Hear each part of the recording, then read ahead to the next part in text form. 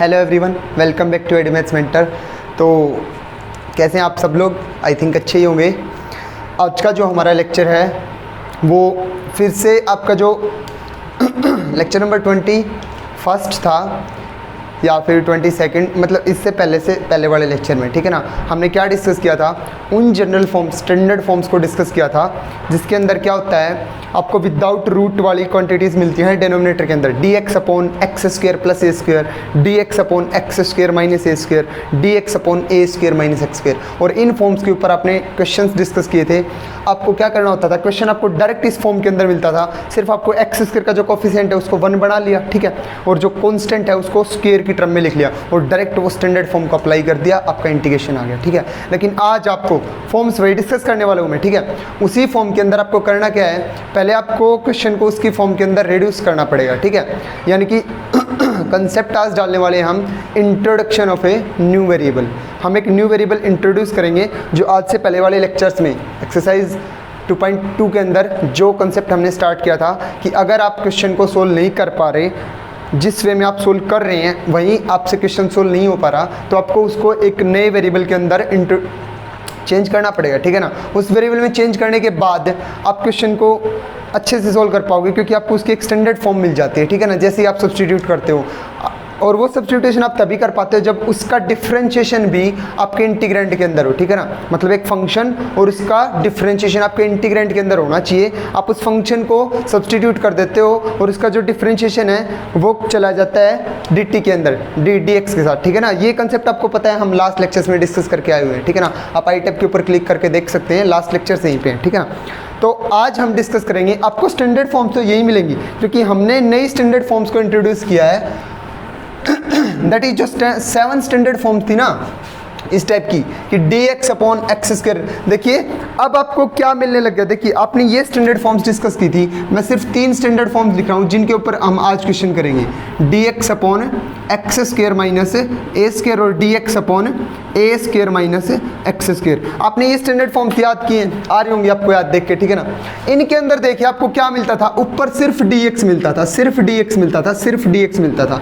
नीचे एक टर्म तो x के स्क्वायर की, यानी कि x की और कोई पावर नहीं होनी चाहिए, बस एक्स स्क्वायर होना चाहिए और साथ में कोई भी कांस्टेंट हो, उसका स्क्वायर हो चाहिए ना, वो हमारे हाथ में था, ठीक है। तो x और साथ में क्या होना चाहिए, कोई कांस्टेंट। नीचे भी, यहाँ पे भी सेम यही टर्म, यहाँ पे भी सेम यही टर्म, ठीक है ना। एक्स स्क्वायर की टर्म और एक कांस्टेंट टर्म।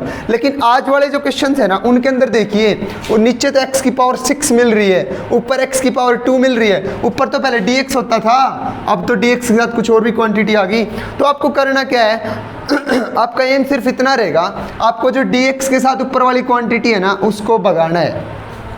dx के साथ जो क्वांटिटी है उसको भगाना है कि तुम भाग जाओ, और उस क्वांटिटी के साथ कंप्लीट dx को भी हम सब्स्टिट्यूट कर देंगे, क्योंकि इसको भगाने का सिर्फ एक ही तरीका है और वो है substitution of a new variable, ठीक है ना। तो आज मैं जो क्वेश्चंस करूंगा वो सारे आपको सब्स्टिट्यूशन ऑफ न्यू वेरिएबल पे देखने को मिलेंगे। तो एक्सरसाइज 9.4 हम सोल्व कर रहे हैं, क्वेश्चन नंबर 3 हम सोल्व कर रहे हैं। तो क्वेश्चन नंबर 3 और 5 को हम यहाँ पे सोल्व करेंगे, सॉरी 5 नहीं 6, जो लास्ट क्वेश्चन आपका, ठीक है ना। क्वेश्चन नंबर 3 और 6 को हम सोल्व करेंगे क्योंकि दोनों के अंदर सेम कंसेप्ट है। मैं टाइप बना के चला हुआ था, तो ये 3 और 6 के अंदर सेम टाइप्स के क्वेश्चन है। यही स्टैंडर्ड फॉर्म्स आपकी लगेंगी, जो 3 स्टैंडर्ड फॉर्म मैंने यहाँ पे लिखी थी। और इससे जो अगला लेक्चर आएगा, नेक्स्ट लेक्चर, उसमें मैं डिस्कस करूंगा कौन सी फॉर्म्स जो रूट वाली फॉर्म्स थी, ठीक है ना। मतलब करना उसमें भी आपको यही है, क्योंकि मैंने बोला था स्टार्टिंग वाले लेक्चर्स में, इससे पहले लेक्चर में, क्योंकि कि आपको एक स्टेप बढ़ के, लेवल बढ़ा के क्वेश्चन मिलेगा आगे, ठीक है ना, डायरेक्ट नहीं मिलेगा। तो अब जो नेक्स्ट लेक्चर आएगा ना उसमें भी आपको लेवल थोड़ी सी ज़्यादा मिलेंगी रूट वाली स्टैंडर्ड फॉर्म, ठीक है ना। यानी कि वहाँ पे भी आपको introduction of a new variable करवाना है और वही स्टैंडर्ड फॉर्म आपको मिल जाएगी रूट वाली, ठीक है ना। तो बेसिक रूट वाली फॉर्म नहीं मिलेगी, आपको बनानी पड़ेगी। और आज भी हम ऐसा ही कुछ करेंगे, पहले रूट वाली फॉर्म बनाएंगे हम, ठीक है ना। सो देखिए क्वेश्चन को कैसे करना है आगे। सबसे पहली बात, आपकी जो स्टैंडर्ड फॉर्म होती है उसमें नीचे स्क्वायर होता है, ठीक है ना। तो आपका जो x है ना उसको स्क्वायर की टर्म्स में लिख लीजिए। पहले अपना x स्क्वायर की टर्म में लिखिए, ठीक है ना। लिखिए कैसे लिखना है, देखो 3x स्क्वायर dx अपॉन में एक्स क्यूब का स्क्वायर, देखो मैंने लिख लिया स्क्वायर की टर्म में, एक्स क्यूब का स्क्वायर, एक्स को किसकी टर्म में लिख लिया, स्क्वायर की टर्म में लिख लिया, ठीक है ना। या फिर मैं ऐसा बोलूं कि आपको करना क्या है, इस क्वांटिटी को खत्म करना है हमेशा, ठीक है ना। हर क्वेश्चन में आपको इस क्वांटिटी, हम आज जितने भी क्वेश्चन करेंगे उनमें आपको सेम प्रोसीजर अप्लाई करना है, सेम एल्गोरिथम अप्लाई करना है। आपको इस क्वांटिटी को क्या करना है, खत्म करना है। और ये कैसे होगी, देखो एक्स स्क्वायर है ना, एक्स स्क्वायर किसका डिफरेंशिएशन होता है, एक्स क्यूब का। ऑब्वियसली एक्स स्क्वायर किसका डिफरेंशिएशन होता है, एक्स क्यूब का। मैं आपसे पूछूं एक्स की पावर 4 किसके डिफरेंशिएशन में आएगी, एक्स की पावर 5 में आएगी, ठीक है ना। एक्स की पावर 3 किसके डिफरेंशिएशन में आएगी, एक्स की पावर 4 में आएगी। एक्स की पावर 2 किसके डिफरेंशिएशन में आएगी, एक्स क्यूब में आएगी। क्योंकि आपको पता है जब भी डिफरेंशिएशन होता है, जब भी डिफरेंशिएशन होता है एक पावर क्या हो जाती है, रिड्यूस हो जाती है। जब भी डिफरेंशिएशन होता है एक पावर क्या हो जाती है, रिड्यूस। x4 है तो क्या हो जाएगी, 4x क्यूब। हमें सिर्फ पावर से मतलब है, कांस्टेंट तो इंटीग्रेशन से बाहर आ जाएगा, उसका तो कोई लेने देना है ही नहीं, ठीक है ना। तो हमें क्या देखना है, ऊपर क्या कैसी चीज है, यानी कि x की कितनी पावर चल रही है ऊपर।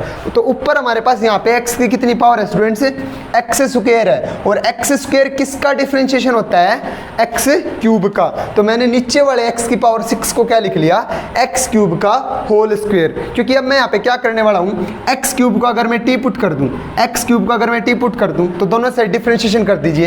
एक्स क्यूब का तो क्या हो जाएगा 3x स्क्वायर और इनटू में dx और इक्वल टू dt। तो ये सारी क्वांटिटी तो चली जाएगी किसके अंदर, dt के अंदर। और एक्स क्यूब को आप क्या लिख चुके होगे, t लिख चुके होगे। मेरी भी एक बात हमेशा ध्यान रखना, अगर आप वेरिएबल सब्स्टिट्यूट कर रहे हो ना तो आपका कंप्लीट क्वेश्चन उस सब्स्टिट्यूटेड वेरिएबल में होना चाहिए, ठीक है ना। आप x से कहाँ पे जा रहे हो, t के अंदर जा रहे हो, तो आपका कंप्लीट इंटीग्रेंड आगे फिर t के अंदर ही होना चाहिए, ठीक है। सो देखिए क्या करना है, एक्स क्यूब को हम t पुट कर चुके, एक्स क्यूब को मैंने t रख दिया यहाँ पे, ठीक है। और 3x स्क्वायर dx किस में चलेगा, dt में, तो रख दीजिए 3x स्क्वायर dx कीजिए तो क्या लिख दीजिए dt, और अपॉन में एक्स क्यूब की जगह मैंने क्या रख दिया t। तो t का क्या हो जाएगा स्टूडेंट से, क्या चल रहा है स्क्वायर और प्लस में 1। सो आई थिंक आपको ये फॉर्म याद आ रही होगी, एक स्टैंडर्ड फॉर्म बन चुकी है। किसकी स्टैंडर्ड फॉर्म होती है, dx upon x square plus a square. इसको एक का स्क्वायर लिख लीजिए, या फिर इसको डायरेक्ट अगर ये किसकी स्टैंडर्ड फॉर्म है, dx upon 1 plus x square. 1 plus x square किसकी होती है, टेंजेंट इनवर्स एक्स की, ठीक है ना। यहाँ पे ए स्क्वायर होता तो 1/a tangent inverse x by a. ये आपको स्टैंडर्ड फॉर्म से याद होनी चाहिए, ठीक है। तो यहाँ पे क्या बनेगा, dt upon T square plus 1। तो ये किसकी होती है, टेंजेंट इनवर्स t की, और प्लस में कॉन्स्टेंट ऑफ इंटीग्रेशन, ठीक है। तो मेरे पास देखिए इसका ये आंसर आ जाएगा। बड़े आराम से मैं इसको सोल्व कर सकता हूँ क्योंकि मेरे को ये स्टैंडर्ड फॉर्म याद है, ठीक है ना। इसमें रिड्यूस होने के बाद ही तो करूंगा।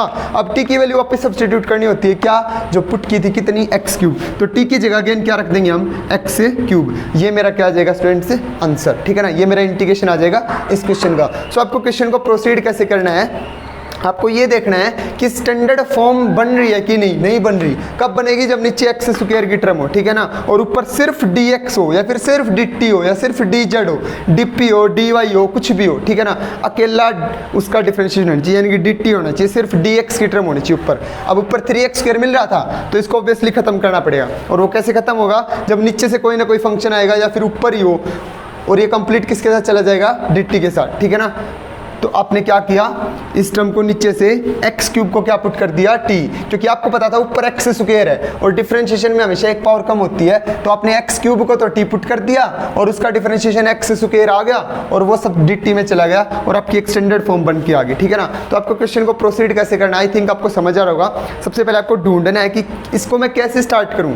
एल्गोरिथम क्वेश्चन का यही है कि आपको पहले उसको dx by x square plus a square की फॉर्म में, या फिर माइनस ए स्क्वायर, या फिर ए स्क्वायर माइनस एक्स स्क्वायर, उस फॉर्म में लेके आना है। बाद में ही आप उसको सोल्व कर पाओगे, ठीक है ना। तो उस फॉर्म में लाने के लिए ऊपर सिर्फ dx छोड़ना है हमें, और वो dx छोड़ने के लिए हमें उसको पुट करना पड़ेगा, substitution of a new variable का कंसेप्ट हमें डालना पड़ेगा, ठीक है। सो देखिए नेक्स्ट क्वेश्चन भी मैं ऐसे ही करूंगा, तो ध्यान से देखना। X square upon 1 minus X raise to 6।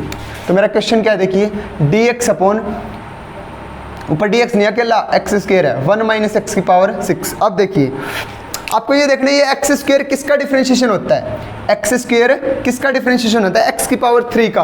तो नीचे वाले एक्स 6 को उसी फॉर्म में लिख लीजिए, एक्स स्क्वायर अपॉन में 1 माइनस एक्स क्यूब का होल स्क्वायर, क्योंकि एक्स क्यूब को आपको टी पुट करना है, ठीक है ना। क्योंकि एक्स क्यूब को टी पुट इसलिए करना है क्योंकि ये उसका डिफरेंशिएशन होता है, ठीक है। अब एक्स क्यूब को क्या बोल देना, put X cube equals to T, दोनों साइड डिफरेंशिएशन कर दो। एक्स क्यूब का क्या हो जाएगा 3x स्क्वायर, एक पावर आगे आ जाती है, जितनी पावर होती है वो आगे आ जाती है, और एक पावर कम हो जाती है, ठीक है ना। और इनटू में dx और इक्वल टू dt। तो 3x स्क्वायर dx, यहाँ पे तो 3 नहीं है, तो 3 जो कांस्टेंट है वो कभी कोई दिक्कत नहीं करता आपको, 3 को डिवाइड में ले जाओ, ठीक है ना। आपको सिर्फ x square into D x चाहिए था, आपको मिल गया x square into D x, इसमें चलेगा डी टी बाई 3 में, और एक्स क्यूब की जगह क्या रख दिया टी, तो सारा जो इंटीग्रेंड है ना वो टी के अंदर भी आ गया और क्वेश्चन भी हमारा सोल्व हो गया। तो x square into D X की जगह क्या रखना है, डी टी बाई 3, तो 1/3, देखिए डी टी बाई 3 यानी कि 1/3 कहाँ पे आ जाएगा, बाहर कॉन्स्टेंट है, और ऊपर क्या आ जाएगा सिर्फ डी टी, ठीक है। और 1 माइनस इसकी जगह आप क्या रख चुके टी, 1 माइनस इसकी जगह क्या रख चुके टी, और टी का क्या चल रहा है स्क्वायर, तो इसका स्क्वायर आ जाएगा आपके पास, ये स्टैंडर्ड फॉर्म आ गई, ठीक है ना। स्टैंडर्ड फॉर्म किसकी आ गई, 1 को क्या लिखोगे, 1 का स्क्वायर, ठीक है ना। अब देखिए स्टैंडर्ड फॉर्म बन चुकी D x upon a square minus x square की, जो कि किसके बराबर होती थी, 1/3 तो कांस्टेंट है, ये किसके बराबर होती थी, 1/2a, और a यहाँ पे कितना आपका 1, तो 1/2 इंटू 1, ठीक है ना। log of a plus x 1 plus T upon में a माइनस एक्स 1 माइनस में टी, और प्लस में कांस्टेंट ऑफ इंटीग्रेशन, ये आपका इसका क्या आ गया आंसर, ठीक है ना। ये आपकी वही स्टैंडर्ड फॉर्म है, D x upon a square minus x square 1/2a log of a plus x upon a minus x, ठीक है। अब ये 2 इंटू 1 2 हो जाएगा, और t की जगह आपको अगेन वैल्यू सब्स्टिट्यूट करनी है, क्योंकि आप t के अंदर नहीं छोड़ सकते, और t किसके इक्वल था, एक्स क्यूब के, तो t की जगह अगेन क्या रख दीजिए, एक्स क्यूब, यहाँ पे भी क्या रख दीजिए एक्स क्यूब, ये आएगा आपका इसका लास्ट आंसर। 1/3 इंटू 1/2 क्या आ जाएगा, 1/6, ठीक है। सो ये आपका इसका इंटीग्रेशन आ गया। तो आपको क्वेश्चन को प्रोसीड कैसे करना है, पहले आपको सब्स्टिट्यूशन करना है एक न्यू वेरिएबल का, ताकि ऊपर dx के साथ जो भी क्वांटिटी है ना वो खत्म होकर सिर्फ और सिर्फ dt के अंदर आ जाए, यानी कि ऊपर सिर्फ dx मिलना चाहिए, तभी मैं क्वेश्चन को सोल्व कर सकता हूँ, अदरवाइज मैं क्वेश्चन को आगे सोल्व नहीं कर सकता। उसके बाद देखिए क्वेश्चन कुछ ऐसा है, देखिए 3x अपॉन, देखिए 1 प्लस 2x की power 4, 1 plus 2x raise to 4, question आपके पास ये है। तो हम क्या करते थे यहाँ पे कितना है x, यानी कि x स्क्वायर को टी पुट करना पड़ेगा, यहाँ पे कितना है x, यानी कि x स्क्वायर को टी पुट करना पड़ेगा, और वो आपको नीचे मिलेगा, ठीक है ना। सबसे पहले इसको i मान लिया, उसके बाद देखिए 3x dx upon 1 plus 2 x square का होल स्क्वायर, इसको हमेशा आपको कैसे लिखना है, एक्स स्क्वायर का होल स्क्वायर, ठीक है ना। आपको हमेशा स्क्वायर की टर्म में लिखना है, क्योंकि अंदर जो टर्म बचेगी ना वो हमेशा ही ऐसी बचेगी जिसको आपको टी पुट करना होगा। क्योंकि देखिए, या फिर ऐसे सोच लो कि भाई ऊपर एक्स है ना, तो नीचे वाले को स्क्वायर का स्क्वायर लिखूंगा, ताकि मैं इसको क्या पुट कर दूँ अभी टी, क्योंकि जो एक्स होता है वो एक्स स्क्वायर का ही डिफरेंशिएशन होता है, ठीक है। अब एक्स स्क्वायर को आप क्या पुट कर दोगे टी, और दोनों साइड डिफरेंशिएशन, ये कितना आ जाएगा 2x dx equal to dt, हमें तो सिर्फ x dx चाहिए, तो 2 कहाँ पे चल जाएगा, डिवाइड में कांस्टेंट, ठीक है ना। तो x dx की वैल्यू क्या आ गई, dt बाई 2, ठीक है। यहाँ पे आप रख दीजिए इसकी वैल्यू, तो हमारे पास क्या आ गया, 3 तो कांस्टेंट है भाई, 3 तो कांस्टेंट है, इसको कांस्टेंट कोई भी मैटर नहीं करता, ठीक है ना। कांस्टेंट को चाहे बाहर रख लो पहले, इस कांस्टेंट को पहले ही बाहर निकाल लो चाहिए, ठीक है ना। तो यहाँ पे चलने दो, कोई दिक्कत नहीं। x dx की जगह क्या आ जाएगा, x dx की जगह क्या आ जाएगा, dt बाई 2, तो मैं क्या रखूंगा, dt बाई में 2 आएगा ना, वो फिर से बाहर आ जाएगा, कांस्टेंट है, तो 3/2 कहाँ पे आएगा, कंप्लीटली आउट, ठीक है।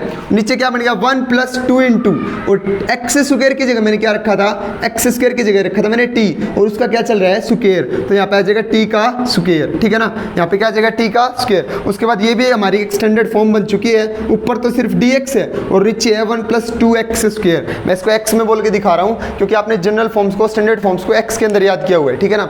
अब ये देखिए 1 प्लस 2t स्क्वायर आ गया, तो 2 को क्या करना पड़ेगा, अब कॉमन निकालना पड़ेगा, और 2 को कॉमन क्यों निकालना आपको पता ही है, क्योंकि मैं लास्ट लेक्चर्स में भी बार बार बोला था कि x स्क्वायर का कोएफिशिएंट क्या होना चाहिए, 1, x स्क्वायर का कोएफिशिएंट 1 है, तभी आप उस क्वेश्चन को आगे प्रोसीड कर पाओगे।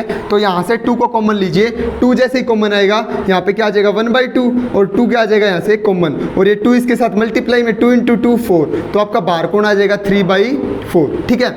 अब ये देखिए, अब इसको एक स्टैंडर्ड फॉर्म में कन्वर्ट अभी भी नहीं हुआ है, कन्वर्ट करने के लिए क्या करना पड़ेगा, देखिए 3/4 तो बाहर है, इंटीग्रेशन dt अपॉन 1/2 प्लस में t का स्क्वायर चल रहा है, ठीक है ना। तो 1/2 जो कांस्टेंट टर्म होती है उसको कैसे लिखना होता है, रूट लगा के उसका क्या कर देंगे स्क्वायर, क्योंकि वो एक स्क्वायर टर्म होनी चाहिए, क्योंकि फॉर्मूला तभी लगेगा जब dx upon a square plus x square हो, यानी कि इस क्वांटिटी का स्क्वायर होना चाहिए। तो 1/2 को क्या लिखेंगे हम, रूट 1/2 का स्क्वायर, ठीक है ना। अब ये स्टैंडर्ड फॉर्म बन चुकी है, अब आप इसके अंदर फॉर्मूला लगा सकते हैं dx upon a square plus x का स्क्वायर, और वो किसके इक्वल होती है, कांस्टेंट तो ऐसे कैसे 3/4 तो बाहर, ये किसके इक्वल होती है 1/a, ये किसका फॉर्मूला होता है 1/a tangent inverse x by a, तो 1/a, a कितना है 1/√2, tangent inverse x by a, x कितना आपका यहाँ पे t, और बाई में 1/√2 और प्लस में कांस्टेंट ऑफ है इंटीग्रेशन, ठीक है। ठीक है ना। टेंजेंट इनवर्स एक्स बाई ए कितना है आपका 1/√2, ठीक है। अब 1/√2 कहाँ पे आएगा, ऊपर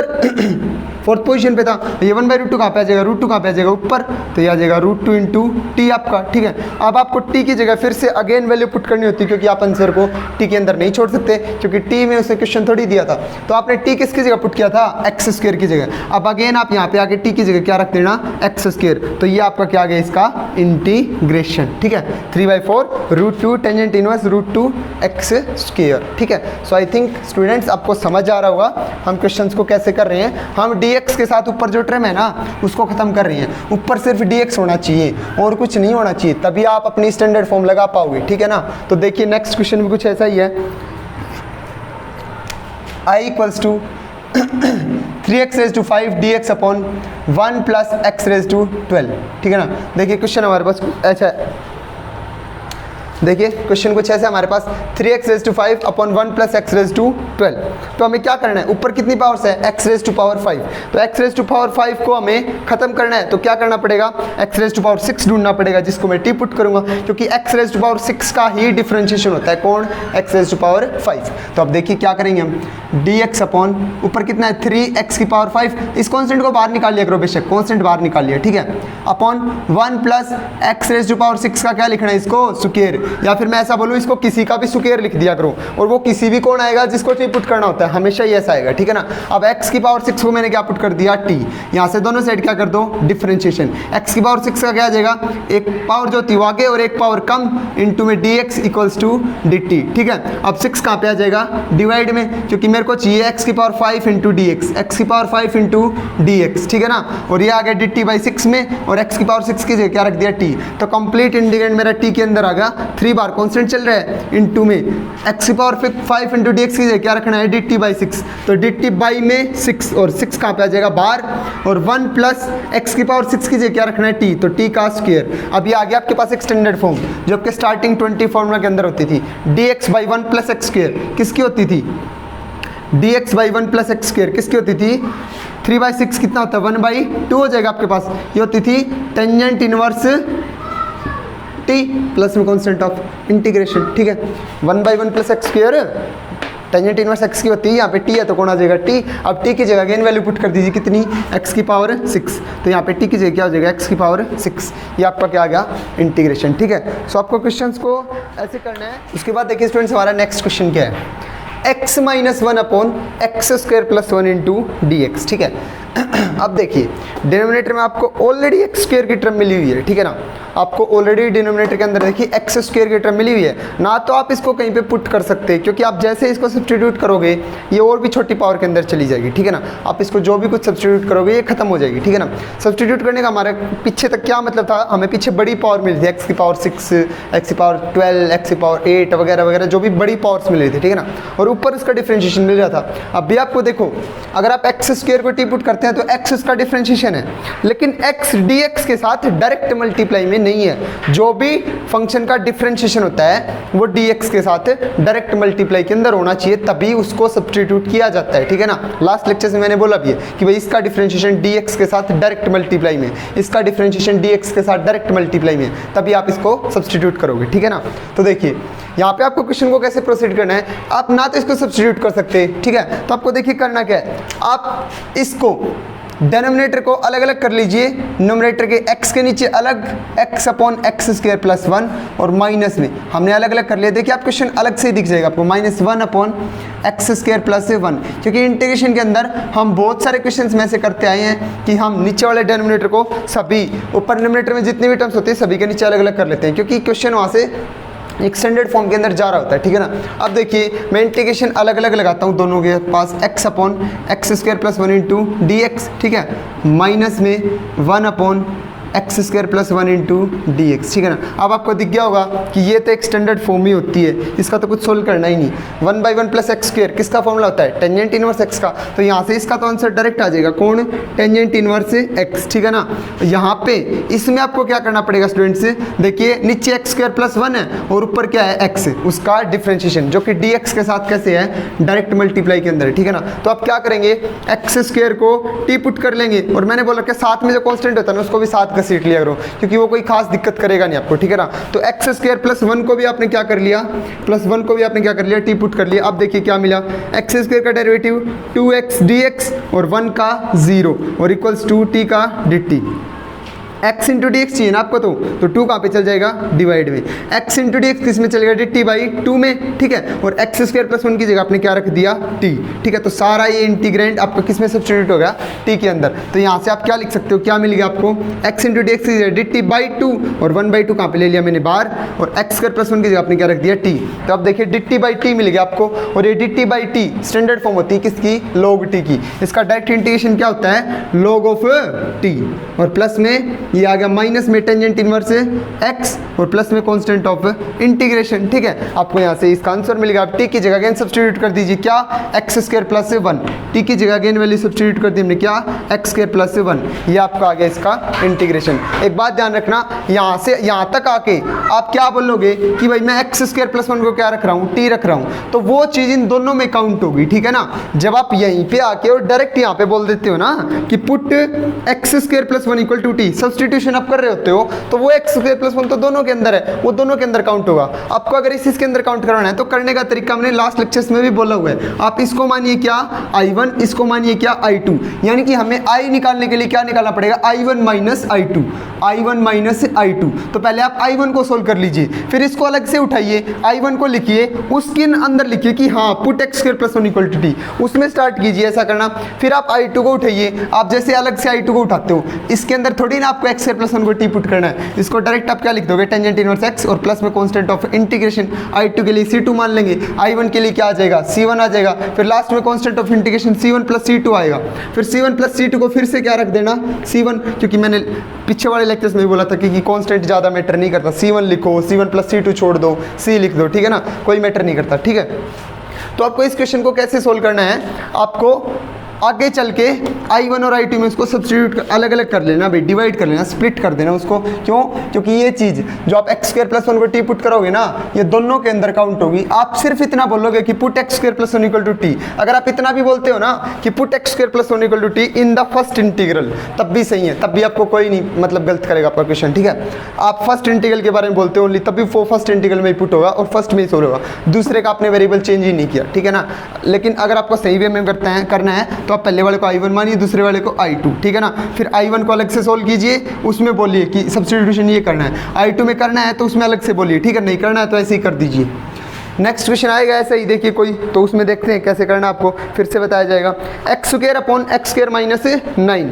नेक्स्ट आपका जो क्वेश्चन है वो कुछ ऐसे है, x square upon x square minus 9 into D x. अब देखिए क्वेश्चन आपको कुछ ऐसा मिला है, तो आई थिंक मैंने लेक्चर स्टार्टिंग वाले जो थे, जो एक्सरसाइज 2.2 थी उसके अंदर, या फिर सॉरी 2.1 के अंदर ही मैंने आपको एक बात बताई थी, जब भी आपको डिनोमिनेटर की पावर क्या मिलती है, छोटी मिलती है, किससे, न्यूमरेटर से, या फिर इक्वल भी मिलती है, तो सबसे पहला काम होता है आप उससे उसको डिवाइड करवाओ। ये चीज़ कई बच्चे भूल जाते हैं किसी स्टेप पे जाके, या फिर क्वेश्चन कुछ ऐसा मिलता है, देख मतलब इतने लेक्चर्स के बाद फिर से वही चीज़ सामने आ रही है घूम फिर के, तो आप यहाँ पे आके इस चीज़ को भूल जाते हैं कि क्या करना बताया था कि भाई जब भी आपको पावर इक्वल मिले ना, तो सबसे पहला काम होता है आपका डिवाइड करवाने का, ठीक है ना, तभी वो इंटीग्रेशन सोल्व हो पाएगा, आगे उससे पहले नहीं होगा। या फिर पावर कैसी मिलती है, नीचे छोटी, ऊपर एक्स स्क्वायर है, नीचे कौन मिल जाए, एक्स, तो सबसे पहला काम आपका उसको डिवाइड करवाओ आप न्यूमरेटर को डिनोमिनेटर से, ठीक है ना। डिवाइड करवाने के बाद ही आप उसका क्या कर सकते हो, इंटीग्रेशन, ठीक है। तो यहाँ पे आपको पावर क्या मिल रही है, इक्वल, तो जब आप डिवाइड करवाओगे तो आप दूसरा डिवाइड करवाने के बजाय, हमने हिट एंड ट्रायल भी सीखा था कि हिट एंड ट्रायल में क्या था, देखो नीचे कौन चल रहा है, 9, तो मैंने क्या किया था, एक्स स्क्वायर माइनस 9 कर लेता हूँ प्लस 9, और अपॉन में x square minus 9 into D x. Minus 9 करने का क्या इरादा था कि इसके नीचे तो अलग कर लेंगे और इसके नीचे अलग, देखिए इसके नीचे अलग लिख लीजिए, एक्स स्क्वायर माइनस 9 के नीचे अलग लिखिए, x square minus 9 upon x square minus 9 और प्लस में 9 upon x x square minus 9 into में dx, ठीक है। आपको ये चीज़ मिल गई। यहाँ पे देखिए एक्स स्क्र माइनस 9 से एक्स स्क्र माइनस 9 कैंसिल, यहाँ पे कितना बच जाएगा आपके पास, सिर्फ 1, ठीक है ना। ये आ गया आपके पास 1 plus 9 upon x square minus 9। अब ये आपकी एक स्टैंडर्ड फॉर्म आ चुकी है, अब आप इसको आराम से कर सकते हो सोल्व, ठीक है ना। तो 1 का तो इंटीग्रेशन हो जाएगा आपका डायरेक्ट क्या, x प्लस में इंटीग्रेशन बचेगा सिर्फ इसका कितना, 9 upon x square minus 9 into D x. और इसका इंटीग्रेशन कैसे करोगे आप, ऊपर अब कोई भी टर्म नहीं है भाई, कांस्टेंट है, ठीक है ना। ऊपर कोई भी टर्म नहीं है, कांस्टेंट है, कांस्टेंट को बाहर निकाल लो, 9 बाहर आ गया, ऊपर क्या बचेगा, सिर्फ dx बच गया। तो ये तो आपकी स्टैंडर्ड फॉर्म होती है ना, dx upon x square minus 9, और 9 को क्या लिख लोगे, 3 का स्क्वायर। अब देखिए इसको बहुत अच्छे से दिख रही होगी आपको, ये dx upon x square minus a का स्क्वायर, जो कि किसके बराबर होती है भाई, x प्लस, ये तो x ऐसे कैसे लिखा, प्लस 9 कांस्टेंट है बाहर, ऐसे कैसे, 1/2 इंटू a कितना आपका 3, log of x minus a कितना आपका 3 अपॉन में x प्लस a कितना आपका 3, और प्लस में कांस्टेंट ऑफ इंटीग्रेशन, ये आ गया आपका इसका इंटीग्रल, ठीक है। सो आपको क्या करना है, आपको 9 माइनस किया आपने, 9 प्लस किया, माइनस वाले के साथ इसके नीचे अलग लिख लिया, क्योंकि ये दोनों चीज़ सेम थी, ताकि कैंसिल हो जाए और क्या आ जाए 1, और ऊपर 9 वाले के साथ अलग कर लिया, 9 कांस्टेंट है, बाहर निकालो कोई दिक्कत नहीं करेगा, और ये आपके पास क्या बच जाएगी, standard form dx upon x square minus, इसको क्या लिख लिया, कांस्टेंट को क्या लिख लिया, स्क्वायर की टर्म में, क्योंकि लिखना होता है, ठीक है ना, तभी तो आप एक स्टैंडर्ड फॉर्म ले पाओगे, ठीक है। तो आपको क्वेश्चन, आप देखिए लेवल बढ़ रही है ना थोड़ी थोड़ी क्वेश्चन की, धीरे धीरे आप देख रहे हो लेवल्स बढ़ रही है क्वेश्चन की, ठीक है ना। कैसा भी क्वेश्चन आ रहा है किसी भी टाइप का, अब इंटीग्रेशन अपना मतलब एक्चुअल जो होता है वो दिखने लगा कि हाँ स्टार्टिंग अगर दिख गई तो ही मैं क्वेश्चन कर पाऊंगा, अदरवाइज नहीं। एल्गोरिथम फिर स्टार्ट होगा अगर आपको स्टार्टिंग दिख गई तो, ठीक है ना। सेम आपको वही चीज़ें दिखने लगी है, स्टैंडर्ड फॉर्म डायरेक्ट नहीं मिल रही आपको बनानी पड़ रही है स्टैंडर्ड फॉर्म, वेरिएबल सब्स्टिट्यूट करके, डिनोमिनेटर को अलग अलग करके, डिवाइड करवा के, कुछ भी करवा के आपको स्टैंडर्ड फॉर्म बनाने की जरूरत पड़ रही है, ठीक है ना। तो आपको क्वेश्चन को देख के पता करना है कि कैसे करूँ मैं क्वेश्चन को स्टार्ट, ठीक है ना। और वो आप तभी कर पाओगे भी जब आप प्रैक्टिस करोगे, बिना प्रैक्टिस कुछ नहीं कर पाओगे। आप बार बार क्वेश्चन की प्रैक्टिस कीजिए, आपको अलग अलग सिचुएशंस देखने को मिलेंगी, उन सिचुएशंस में आपको पता चलेगा कि इस सिचुएशन में मैंने उस दिन ये किया था, लास्ट टाइम ये किया था, तो आज भी कुछ ऐसा ही करके देखूं। तो सब कुछ प्रैक्टिस पे बेस्ड है, ठीक है ना। मैथ्स आपका प्रैक्टिस से ही आएगा, आपको विदाउट प्रैक्टिस आप मैथ्स नहीं सीख सकते, ठीक है। आप पेन उठाइए, कॉपी उठाइए, करके देखिए उस चीज़ को, तब कीजिए, ठीक है ना। ऐसे नहीं होगा मैथ्स। अब देखिए फिर से मेरे को वैसे ही कुछ मिला है, फिर से मेरे को वैसा ही कुछ मिले, क्या, ऊपर भी पावर एक्स स्क्वायर है, नीचे भी पावर कैसी है, एक्स स्क्वायर। तो मेरा पहला काम बनता है, मैं पहले इसको क्या करवाऊँ, डिवाइड, ठीक है ना। कैसे, मैं इसको डिवाइड से कर देता हूँ। इस क्वेश्चन को मैं हिट एंड ट्रायल से भी कर सकता हूँ, नीचे +4 है ना, तो ऊपर भी +4 बनाओ और बाकी के जो कॉन्सेंट बचे ना उसको अलग लिख दो। हिट एंड ट्रायल से आप बड़े आराम से कर पाओगे, लेकिन जब आप डिवाइड करते हो तब भी आपको वही चीज़ मिलती है, कोई अलग नहीं मिलता। एक्स स्क्वायर माइनस 1 को क्या करवाना होता है, डिवाइड, ठीक है ना। तो यहाँ पे एक्स स्क्वायर है, यहाँ पे भी एक्स स्क्वायर, कितने पे डिवाइड जाएगा, 1 पे, तो डिवाइड करवाओगे तो एक्स स्क्वायर +4 आ जाएगा, ये माइनस, इससे कैंसिल, माइनस का 5 आ गया आपके पास, ठीक है। आपको इसको क्या करना है, अब कैसे लिखना होता था, मैंने बताया था आपको, this divide by this plus में क्वोशिएंट। आप इस कंप्लीट क्वांटिटी को कैसे लिखोगे, आप इस कंप्लीट क्वांटिटी को कैसे लिखोगे, कैसे लिखना होता था, -5 divide by x square +4, this divide by this, और प्लस में क्वोशिएंट, प्लस में 1। आपको इस कंप्लीट क्वांटिटी को ऐसे लिखना होता था। ये देखिए आप आराम से कर सकते हो इसको। मैं इसको तोड़ता, मैं अगर इसको तोड़ूँ तो भी इसी फॉर्म में तोड़ूंगा। देखो कैसे तोड़ता मैं इसको, डिवाइड करवाने के बाद का चक्कर पता चलेगा क्या करना है। अगर आपको नहीं समझ आता आप वीडियो को थोड़ा रिवर्स कीजिए, ठीक है ना। दोबारा बोलने में वीडियो का टाइम इंक्रीज होता है, कुछ नहीं होता। वही बात मैं फिर से बोल लूँगा कि आपको क्या करना है, इसको इससे डिवाइड करवाना है। जो चीज़ आए फिर उसमें कैसे लिखना होता है, remainder divide by divisor, remainder divide by divisor, और प्लस में क्वोशिएंट जो भी आता है हमेशा ऐसे ही लिखना है, ठीक है। देखिए मैं इसको कैसे करता, +4 है ना, तो ऊपर +4 बनाने की कोशिश कीजिए, एक्स स्क्वायर +4। अब ये -1 कब आएगा, जब इसमें से 5 घटा दूँ मैं, ठीक है ना। जब इसमें से 5 माइनस कर दूँ तो ये -4 आ जाएगा, यानी कि मैं -1 को क्या लिख सकता हूँ, 4 - 5। और अब मैं क्या कर दूंगा, +4 के नीचे अलग कर लूंगा और -5 के नीचे अलग। तो +4 के नीचे अलग कर दिया मैंने, एक्स स्क्वायर +4, और -5 के नीचे अलग कर दिया, एक्स स्क्वायर +4। और ये देखिए वही स्टैंडर्ड फॉर्म बन गया आपकी। इससे क्या हो जाएगा, कैंसिल ऊपर नीचे। ये देखिए -5 अपॉन एक्स स्क्वायर +4 और प्लस में 1, और यहाँ पे भी यही है, प्लस में 1 -5 अपॉन एक्स स्क्वायर +4। तो इन दोनों के अंदर कोई खास डिफरेंस नहीं है। आपको देखना है आपको क्वेश्चन कैसे करना है, हिट एंड ट्रायल से करोगे या फिर आप डिवाइड करके करोगे। डिवाइड करने में वाले में आप कभी भी मार नहीं खाओगे, कोई मतलब सोचना नहीं है कि क्या जोड़ूँ क्या घटाऊँ, ठीक है ना। डायरेक्ट डिनोमिनेटर को उठा के उसको डिवाइड करवा देना। लेकिन हिट एंड ट्रायल अगर आप करते हो तो जल्दी हो जाता है आपका क्वेश्चन, ठीक है ना, टाइम बच जाता है आपका, ठीक है। तो देखिए अब कैसे करना है, -5 तो कौन से बाहर आ गया, dx upon x square plus 4 और 1 का अलग से कर दीजिए 1 इंटू डी एक्स। इंटीग्रल के साइन को मैं दोनों के साथ अप्लाई कर सकता हूँ ना भाई, क्योंकि हमने स्टार्टिंग में पढ़ा था प्लस में इंटीग्रल अलग अलग के लग सकता है, ठीक है ना। तो देखिए ये आ गया आपके पास 1 का इंटीग्रेशन तो क्या हो जाएगा x, ये तो खत्म हो गया यहीं पे, ठीक है। इसका क्या हो जाएगा आपका dx upon x square plus 4 क्या लिख लूँगा मैं 2 का स्क्वायर, ये भी एक स्टैंडर्ड फॉर्म बनेगी। dx upon x square plus a square क्या होता है -5 तो कॉन्स्टेंट है, फॉर्म क्या होती है 1/2 टेंजेंट इनवर्स x बाई ए कितना आपका 2 और प्लस में क्या चला आपका x और प्लस में कांस्टेंट ऑफ इंटीग्रेशन, ये आपका क्या आ गया इसका इंटीग्रल, ठीक है। तो आपको क्वेश्चन को ऐसे प्रोसीड करना है। हमारा नेक्स्ट क्वेश्चन क्या है ax³ plus bx upon x⁴ plus c into dx, ठीक है। तो क्वेश्चन को देखिए, देखते ही आपको पता भी चल रहा होगा कि क्वेश्चन में मैं क्या करने वाला हूँ। अगर मैं x⁴ को कांस्टेंट अगर वेरिएबल चेंज कर देता हूँ, ठीक है ना।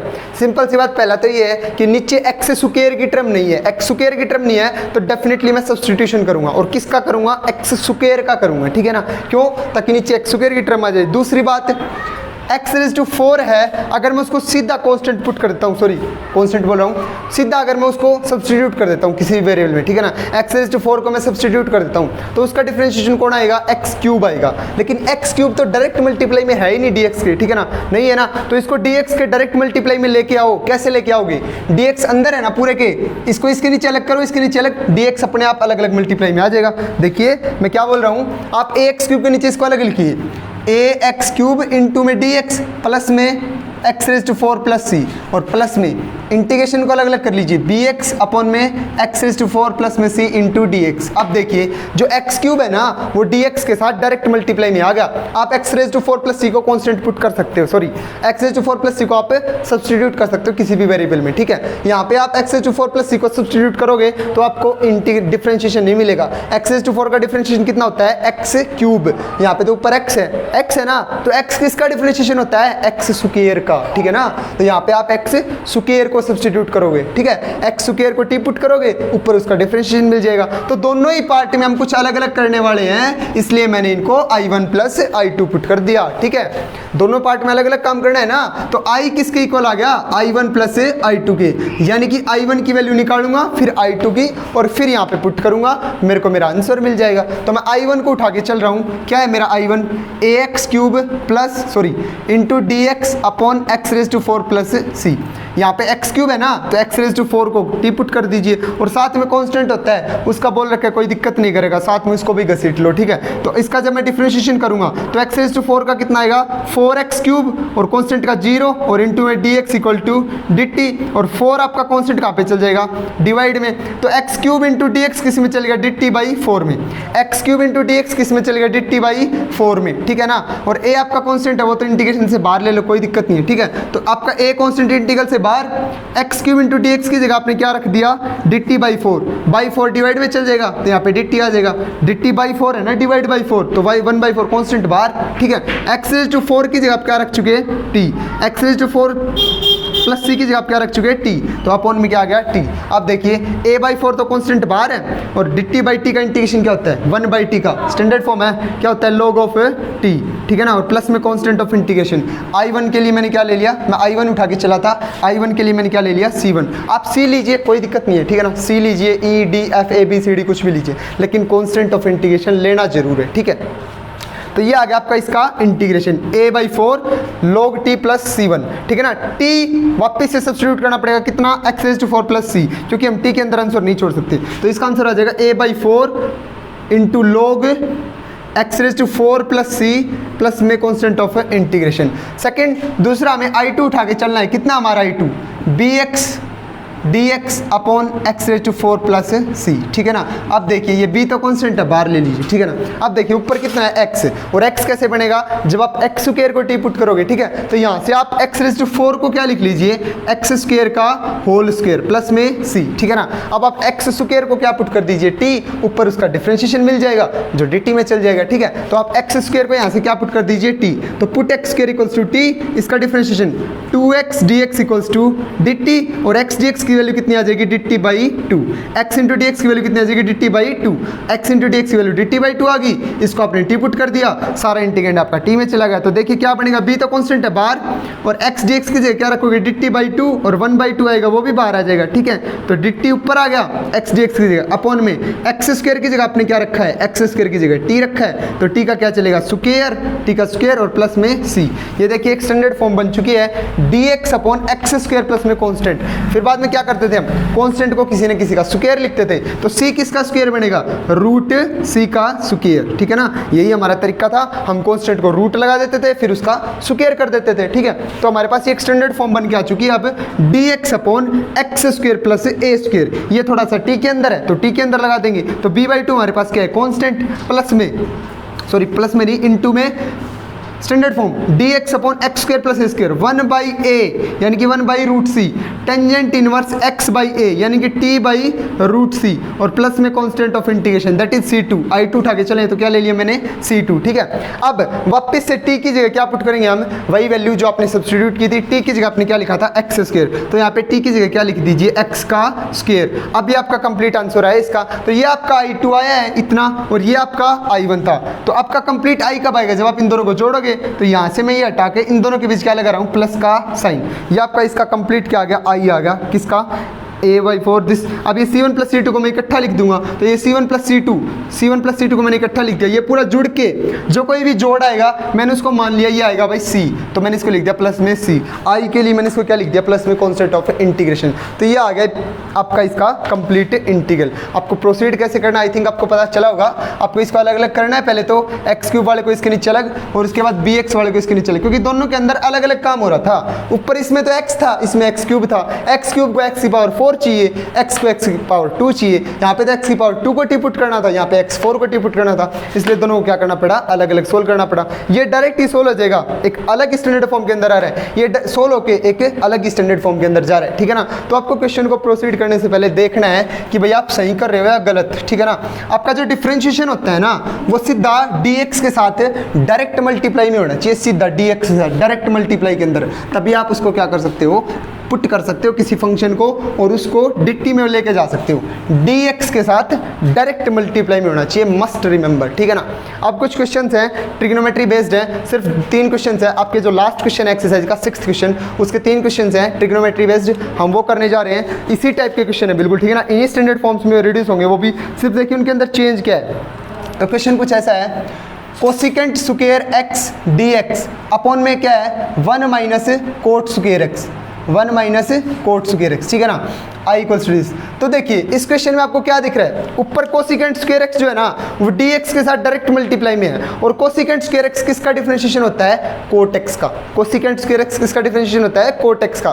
तो मैं यहाँ पे अगर कोट x को t पुट कर दूं तो ये ऊपर वाली कंप्लीट क्वांटिटी dt में चल जाएगी। मेरा x वेरिएबल मेरे को t में सब्स्टिट्यूट करना है। देखिए मैं क्या करूंगा, put cot x equals to t, ठीक है ना। कोट x को अगर मैं t पुट कर दूंगा तो क्या हो जाएगा, दोनों साइड डिफरेंशिएशन कर दो, माइनस का cosecant square x into dx और equal to dt।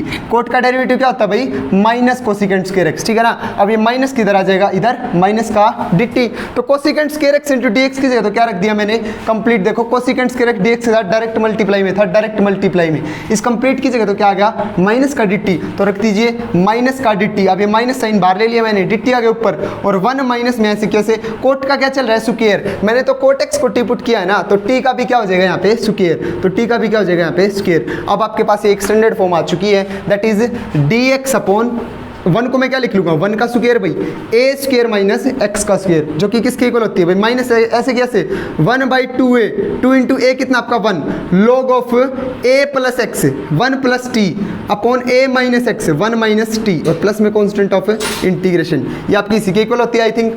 dx upon, देखो ये dx upon a square minus x square, 1/2a log of a plus x upon a minus x, ठीक है। अब इस t की जगह अगेन वैल्यू सब्स्टिट्यूट करने की पड़ेगी आपको, क्योंकि आप t में नहीं छोड़ सकते, तो t की जगह क्या लिख देना, कोट x लिख देना फिर से। तो मैं t की जगह क्या लिख रहा हूँ, कोट x, मैंने t की जगह क्या रख दिया, कोट x। अब ये आपका लास्ट आंसर आ गया, 2 इंटू 1 क्या हो जाएगा, 2। ये आ गया आपका इस क्वेश्चन का answer, log of 1 plus cot x upon 1 minus cot x, ठीक है ना। तो आपको क्या देखा आपने कि कोसिकेंट स्क्वायर एक्स dx के साथ मल्टीप्लाई में था तो वो कोट का डिफरेंशिएशन होता है, और कोट भी क्वेश्चन के अंदर प्रेजेंट था तो मैंने कोट को टी पुट कर दिया, अभी ऊपर वाला dt में चल गया क्योंकि वो उसका डिफरेंशिएशन होता है। फिर एक्सटेंडेड फॉर्म मिल गई, उसका फॉर्मूला लगा दिया, ठीक है ना। अब आपको कुछ क्वेश्चन ऐसे मिलेंगे जिनके अंदर आपको dx के साथ कुछ भी नहीं देखने को मिलेगा, फिर भी आपको उनको पुट करना पड़ेगा। देखिए क्वेश्चन ये है cos square x plus 2 sin square x, ठीक है ना। देखिए क्वेश्चन ये है, तो इसको कैसे मतलब आप क्या सोच के करोगे इस क्वेश्चन के अंदर, कैसे आप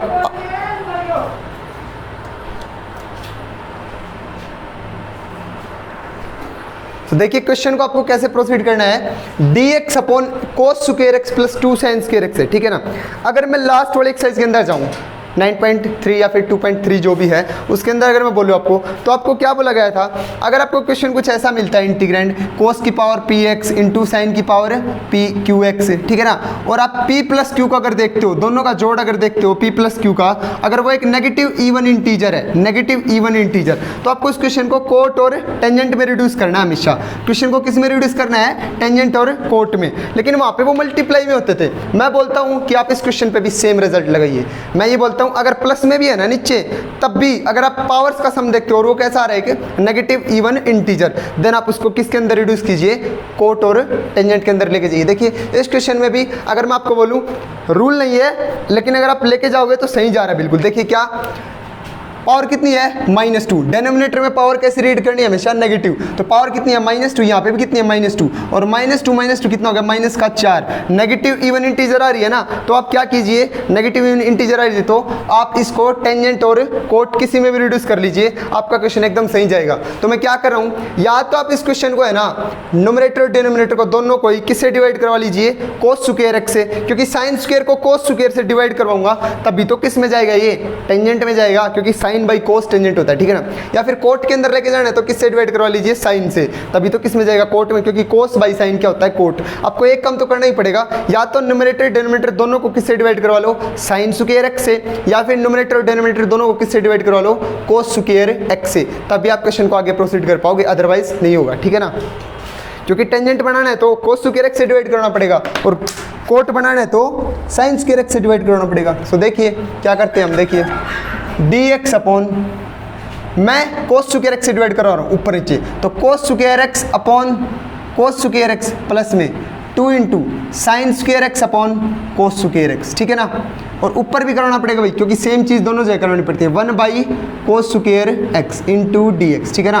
दोनों जगह सेम चीज़ करवानी पड़ेगी, आप अपनी मन मर्जी से कुछ नहीं कर सकते, ठीक है ना। न्यूमरेटर और डिनोमिनेटर में सेम रिजल्ट लगाना पड़ेगा ताकि जो था वो इक्वल भी रहे। देखो कोस स्क्वायर से डिवाइड करो है, मैं इसको फिर से काट दूंगा, वही चीज़ फिर से आ जाएगी, ठीक है ना। ऐसे छेड़खानी नहीं कर सकते हम क्वेश्चन के साथ। हाँ मैं ऐसा बोल सकता हूँ 1 मल्टीप्लाई में था, मैंने 1 को लिख दिया cos square by cos square, और कोस स्क्वायर को डिवाइड मिला है और ऊपर वाले को भी डिवाइड में, ठीक है। अब देखिए 1 बाई कोस स्क्वायर एक्स क्या होता है, 1 by cos square x I think secant square x होता है, आपको याद है, आप वो लिख लीजिए। अगर आपको पता है ना कि भाई 1 बाई कोस स्क्वायर एक्स और कुछ होता है तो आप वो लिख लीजिए। मेरे को तो भाई 1 by cos square x secant square x पता है, मैंने वो लिख दिया, ठीक है। तो 1 बाई कोस स्क्वायर एक्स क्या होता है, सीकेंट स्क्वायर एक्स। उसके बाद cos square by cos square क्या होता है 1, प्लस में sine square by cos square क्या हो जाएगा, tangent square x. Sine square x by cos square x क्या हो जाएगा, टेंजेंट स्क्वायर एक्स। अब देखिए क्वेश्चन के अंदर टेंजेंट भी आ रखा है और सीकेंट स्क्वायर एक्स जो है ना वो dx के साथ डायरेक्ट मल्टीप्लाई में है।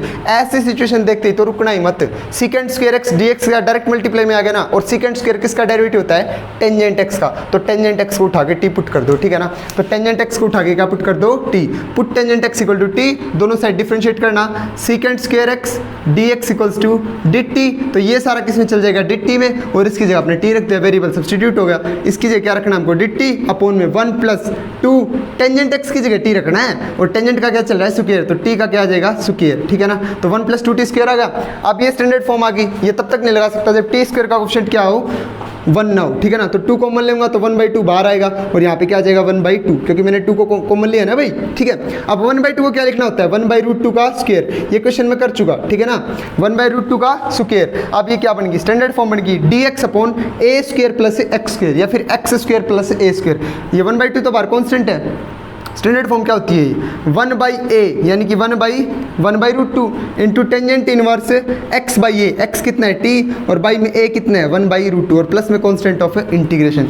आपका ये आ गया इसका इंटीग्रल, लेकिन आप इतना नहीं छोड़ सकते, आपको t की जगह अगेन सब्स्टिट्यूट करना पड़ेगा। कौन, t की जगह क्या पुट करना पड़ेगा आपको, टेंजेंट x, ठीक है ना।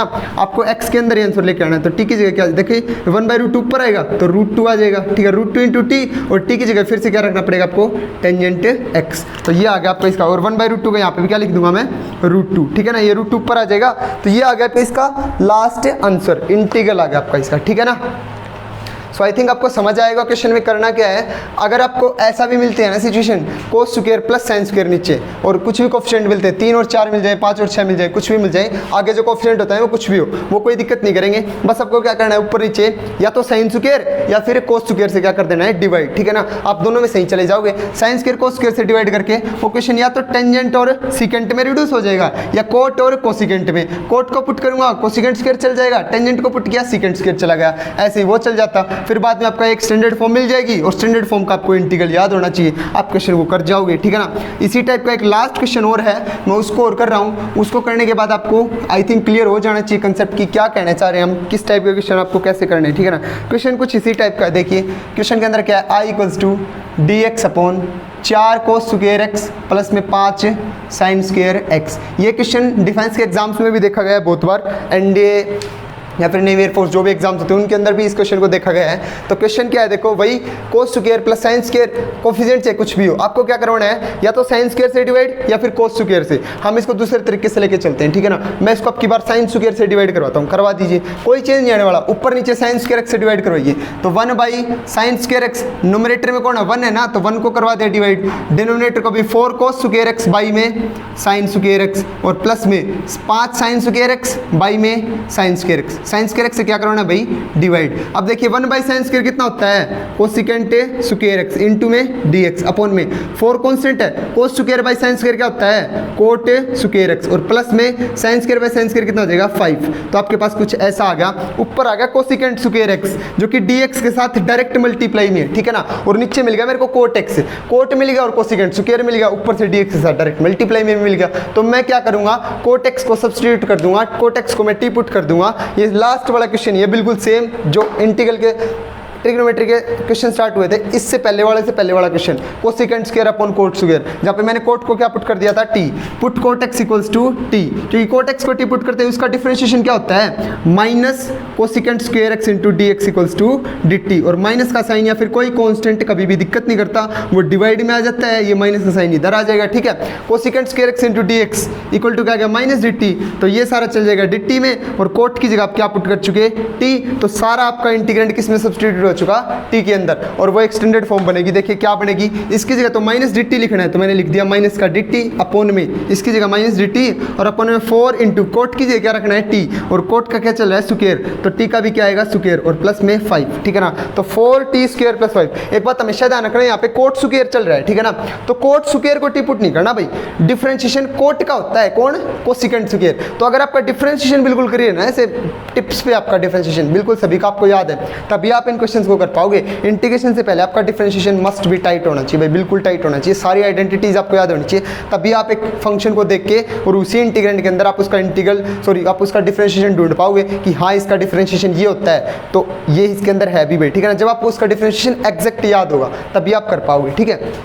तो देखिए हमने क्या किया, अब ये माइनस है, माइनस साइन को बाहर निकाल लीजिए, ठीक है, माइनस बाहर ले लिया, डी टी अपॉन, ये देखिए स्टैंडर्ड फॉर्म है, लेकिन टी स्क्वायर का कोएफिशिएंट कितना है 4, तो 4 को भी कॉमन लेना पड़ेगा, तो 1/4 बाहर आ जाएगा, टी स्क्वायर का कोएफिशिएंट हो गया 1 और 4 जब मैं कॉमन लेंगे तो 5 बटे क्या आएगा 4। उसके बाद कांस्टेंट के साथ क्या करना होता था, कांस्टेंट के साथ क्या करना होता था, √5/4 का क्या कर दिया स्क्वायर, रूट लगा के उसका स्क्वायर लगा दो। अब ये एक्सटेंडेड फॉर्म बन गई dx upon x square plus a का स्क्वायर, जो कि किसके इक्वल होती है 1/a टेंजेंट इनवर्स x/a। ऐसे हम बहुत सारे क्वेश्चंस कर चुके हैं, ठीक है ना। क्या होती है 1/a टेंजेंट इनवर्स x/a, जहाँ पे आपका a कौन है √5/4, ठीक है ना। वापस से t के अंदर आंसर आएगा, t को आप फिर से क्या पुट कर देना कोट, अदरवाइज आपका क्वेश्चन गलत तो नहीं होगा, लेकिन सब्स्टिट्यूट करना होता है, क्योंकि वो t को थोड़ी ना जानता है, वो तो x को जानते हैं। सो आज के लेक्चर में इतना ही, हमने सारे क्वेश्चंस डिस्कस कर लिए। इसका आंसर मुझे आप निकाल के बताओगे, कमेंट बॉक्स के अंदर बता देना या फिर व्हाट्सएप पे सेंड कर देना, ठीक है। आप इसका आंसर खुद निकालोगे, आगे कुछ भी नहीं बचा, स्टैंडर्ड फॉर्म है, लास्ट में फॉर्मूला लिखना है और हो जाएगा, ठीक है। So thank you so much. Channel को सब्सक्राइब कर दीजिए और बेल आइकन को प्रेस कर दीजिए, क्योंकि इन्फॉर्मेशन वीडियोज़ भी साथ साथ आती रहती हैं, ताकि आपको कोई भी इन्फॉर्मेशन आपसे लीक ना हो, साथ साथ उसका पता चल जाए। Thank you so much.